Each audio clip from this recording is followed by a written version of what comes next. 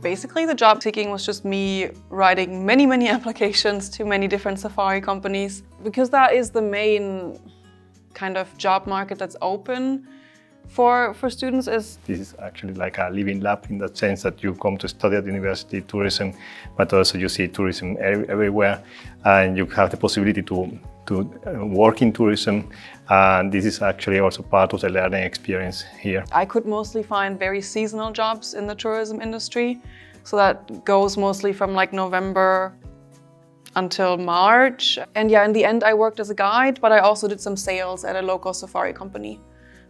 But mostly it was guiding, like mostly Northern Lights tours, some snowshoeing, some ice fishing, these kinds of very typical Lapland tourism experiences. I do speak Finnish on a conversational level, but it's not yet at a level where I would feel comfortable working in Finnish. That has been the biggest challenge, actually. I think if I spoke fluent Finnish, I think I would have a lot more opportunities. Definitely. If we think about Finnish language also, usually the approach is that you have to be unemployed in order to have access to the Finnish language courses that are very good, actually the ones offered by the government. But if you are working, then you don't have access to these courses. So this is maybe something that could be modified, so that maybe you can be on the job, but at the same time have access to Finnish courses.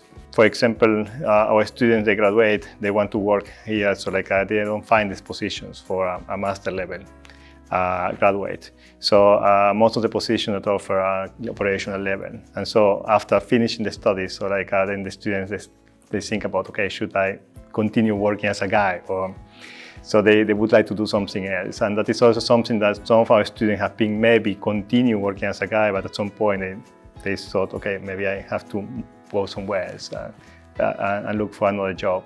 As a foreigner, I would really appreciate it if a company hired me on the basis of my content knowledge, and then maybe see the language as maybe an investment. And if companies offered language classes to their employees, you could get a foreign employee who has maybe really great knowledge on whatever you need for the position, but isn't great yet in Finnish, then you could hire them, provide language classes, and eventually they will be fluent in Finnish. Usually most of the positions offer, they would say that you need to have excellent or fluent Finnish language skills.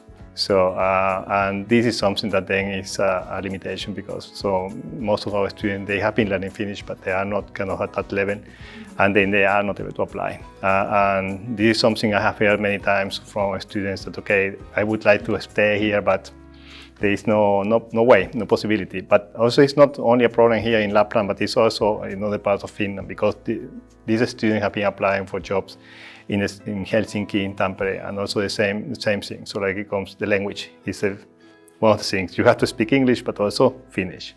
I think that it's not maybe to say that that, for example, people should be only speak English in Finland in the companies, also, but they could be offered the possibility, if they have a certain level of Finnish, that they could start the job and maybe also learn more Finnish while they're working.